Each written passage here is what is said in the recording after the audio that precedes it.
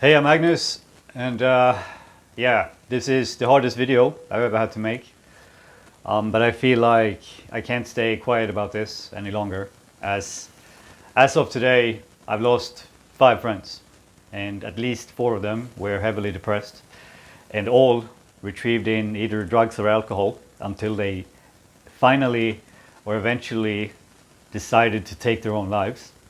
And I had a discussion about this with one of my closest friends just a few weeks ago, and he couldn't understand it because he has had one of his best friends kill himself too. And in that last moment when he's about to do it, it was easier for him to follow through with it than it was to give him a call and tell him that he wasn't feeling well or open up to him. And I think that fact is so incredibly heartbreaking that even though I'm an introvert and I absolutely fucking hate doing this and to open up in this way, then I cannot stay quiet about this any longer. Because the same was true for me. I can totally understand these guys and these people who went through with such a horrific act because I was about to do the same thing. And I have never in my entire life been able to open up and to express my feelings and to ask for help. That is something I've struggled with my whole life, and I have memories of this even when I was 6 years old. When something would happen, like, I don't know, I would have a bad day or someone would be mean to me, or I would a trip or fall or something would happen, then I would retrieve inwards. And I would shut the world out, even to my family and my parents. And I remember my mom in detail, like trying to sit me down, like, Magnus, if you can't tell me what's wrong, then I can't help you. I can't read your mind. But if they didn't actually see what would happen, like maybe I tripped or something, then they had almost no chance of getting to the bottom of it or getting me to open up, because I just would shut them out. Even to my family. And this, of course, carried into adulthood and my relationships. And yeah, in 2017, I started to get depressed. And at that time, I've been drinking for, I guess, 13 years, partying a lot before that. And I was dealing with 7 things simultaneously. First of all, I hated myself, and I was always being a tyrant to myself. And I thought life was depressing and meaningless, and there was no joy to it anyways. I was lonely. I was struggling financially. I was drinking a lot, and I was an alcoholic to deal with all of it, or to not deal with it perhaps. And I couldn't ask for help, and I couldn't open up. Even with the girlfriend that I was living with at the time, and I was dealing with all of these things simultaneously, the darkest period of my entire life. You would think that a person in that environment, in that situation, would open up, at least to the person and his girlfriend that he's living with and that he loves and that loves him. But I didn't. I pulled away from her and I shut her out too, because I didn't know what else to do, because I've never done it.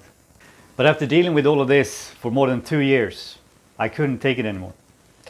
My depression got from bad to worse, and after 2 years, there wasn't a single day when I didn't wake up, and I would just, my best part of my day was sleeping. Because every time I woke up, I wish I wasn't alive anymore. And I was just so tired of being in pain. And at one point, like, I couldn't remember the last time I was happy or had a good day. Like, imagining and picturing suicide and not being here today would give me such a great sense of relief, because it would mean an end to the daily pain that I was going through. And then there is this dinner in February of 2019 where I'm having Thai food with some of my closest friends in Sweden that I love to death as a family. And I get a chicken bone stuck in my throat, and I can't breathe. And this is during a moment when I am the most suicidal, and I think about it every single day. At that moment, I'm contemplating to taking this out. Like, I'm sitting there, I can't breathe. And the sort of dialogue I have in my head is, well, Magnus, either you get this out or that's it. There is no other way to play this. And then one of my friends there, he looks at me across the table because he sees that something is up. And he asks me, Magnus, are you okay? And I'm sitting there across to him, unable to breathe, and I'm dying. And I do the only thing in that situation that you're not allowed to do. Like, I couldn't speak, but I gave him a thumbs up. That gives you an idea of what's going on inside someone's head and how dark it really is. Like, if you cannot even say that you're dying in front of your closest friends or like family to you that you love and that loves you over anything, then something is wrong. And I don't know what that is. But I know that there are others out there who has had the same problem and who are going through the same things as I had. That was the 5th time I could have died.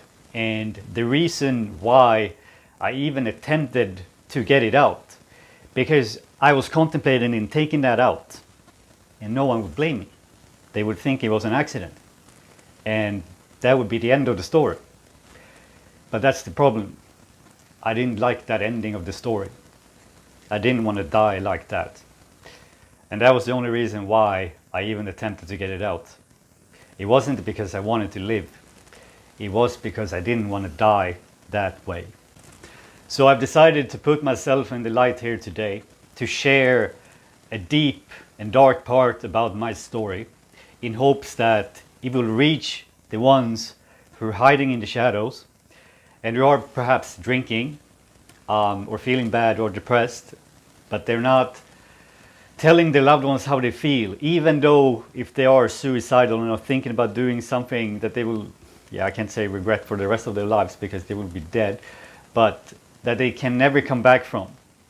And that's the thing, like, I know what it's like to be stuck in that dark place where nothing gives you any joy. So you drink to sort of get away from it or to feel something. I have been there and it's fucking horrible. How I eventually got over all of these issues and came to a better place in life than I've never been is that I got to the point where I can't take this anymore. The pain I'm feeling every single day and being stuck in that hell inside my head had gotten to the point where I can't take it. And it was either I get help with this or I'm going to kill myself and I'm going to take the same fate as my friends did. And this decision of asking for help was the best decision of my life, because now my life has never been better. I have never been happier. And the same can be true for you. Like, you don't need to carry that pain alone. I strongly recommend you to tell someone that loves you how you're feeling. It doesn't matter if it's a friend of yours, your brother or your sister or your parents or a trained therapist or a stranger. You can even message me if you want. The most important thing is that you take it out from yourself and you let others help you, because you don't need to carry that pain alone. You have people around you who love you and who would do anything to help you, and they will happily help you to carry that burden so you don't have to do it alone. And I promise you, it might sound like it's easy or you don't really know what to say to open up like this, but you don't need to wait for the perfect moment. The only thing you need to say is 4 words. I feel like shit. And don't even wait for a perfect moment or wait for them to bring it out. Just say it. because it absolutely breaks my heart that it has come to this level, that men can't open up and share their feelings, and they would rather die instead of doing that. So as of today, then I've decided to dedicate my life and my purpose for this to save you and to save as many as I can from that dark place. And to, yeah, alcohol kills 3 million people a year, and I'm committed to bringing that number down. And also 30 to 40% of all suicides are committed by people that are intoxicated, as I said. And I think it's absolutely heartbreaking. So this is the beginning of a new chapter in my life, and I've decided to create this YouTube channel for that also, because now I'm going to start posting up more videos about this topic, and I will be pretty aggressive with it because I think it's that important. And I can't stand the fact to lose another friend or another person to this horrible thing that could have been saved. Because, yeah, I think it's so incredibly heartbreaking, this whole thing. So, yeah. Anyways, if you have been touched by this video, or you feel resonated with it, then you can join my new Facebook group here. I don't even know what to call it at this moment, but that doesn't really matter. Or if things are really bad for you, perhaps you're struggling with drinking, you hate yourself, you can't ask for help, you're feeling depressed, or you're worst of all, you're thinking about doing something, you're thinking about killing yourself, then you can always send me a message and just say 4 words. I feel like shit. If that's too much to ask, then just say 2 words. Life sucks. And then I would know. Like, as I said, the important thing isn't like me, that you bring this to me, it's that you bring it out of yourself, and that you bring the attention to someone that cares about you, and someone that will listen, and that, so that you don't need to bear, to take and carry this burden alone, because as I said, you have people around you who would happily do that with you if you just let them. So one little thing that I want to add before I end this video is that this Facebook group is going to be for everyone who is struggling with depression or drinking and doesn't feel like they have anyone to talk to, or want some kind of support group with other like-minded individuals where you can say the things that are troubling you in a safe space, discreetly, and no one will judge you, and you will get support for the situation you're in, and an understanding that might be hard to find anywhere else. I know that life can be hard and that it can be difficult, and opening up and sharing with your family or a close one how you feel is not a weakness like many men tend to think. It's the opposite, and it's a strength, and it's something that we as men can learn from women and become much better at in general, because women are much better at talking about their feelings and their thoughts and sharing it with others, whereas men tend to just push it all down and solve things on their own and not really expressing their thoughts and their feelings, and just wanting to do things on their own.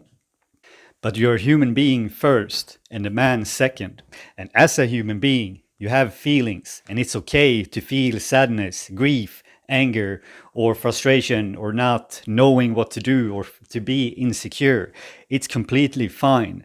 And you need to allow yourself and accept that you're a human being and that these feelings are normal. I'm not here to try and turn men into sensitive little bitches who open up and share about anything. But if you can't open up and talk to someone when you are depressed, when you are suicidal, or perhaps when your drinking has gotten to the point where it's ruining your life, then something is wrong. And I'm just here to tell you that it is okay to go through bad times, because life is difficult. 6 months after my food in the throat incident, then I had been depressed for 2.5 years. And I was at the end of the rope for me, or end of the line. Like, I couldn't take it anymore. And there was an evening there when the risk of suicide was at the absolute highest. Like, I was home alone I had been drinking for pretty much a week straight, and the last day there, I didn't eat any food all day, but only drinking vodka, pretty much straight up without any water. And after that, when the hangover hit, and I felt like just how poisoned my entire body was, then I almost took my own life there. And I'm so incredibly glad that I didn't, because that dark phase, it ended. I got through it. And life now, as I said, it has never been better. And I'm so incredibly grateful to see just how beautiful life is. And I have an entirely different gratitude towards it. And the same can be true for you. Like, even though life sucks right now and you're in that dark place, then it's going to change. It doesn't last forever. And my first goal with this is that I'm going to help you and others who are struggling with alcohol to quit drinking alcohol forever. Because for me, alcohol was the most destructive thing that I was doing. It was the one thing that was making everything worse. And yeah, I could not escape it alone. In fact, I needed help to do it. And my help in how I achieved it is through something called ayahuasca. But it's not necessary to do ayahuasca to quit drinking. It's something that happens inside your head. And you can change those. And you can go through steps that can get you to quit drinking alcohol forever. And that is the main focus that I'm doing right now. And I'm going to release more information about that in the near future. From the bottom of my heart, thank you so much for taking the time and watching this video. If you feel like sharing this to others, then feel free to do so. But my commitment with this channel from me to you is that I'm never ever going to ask you to subscribe or to to turn on your notifications or anything like that. I will leave this entirely up to you. And if you don't feel like watching a video or leaving a comment, then simply don't do it. In any case, then thank you so much once again.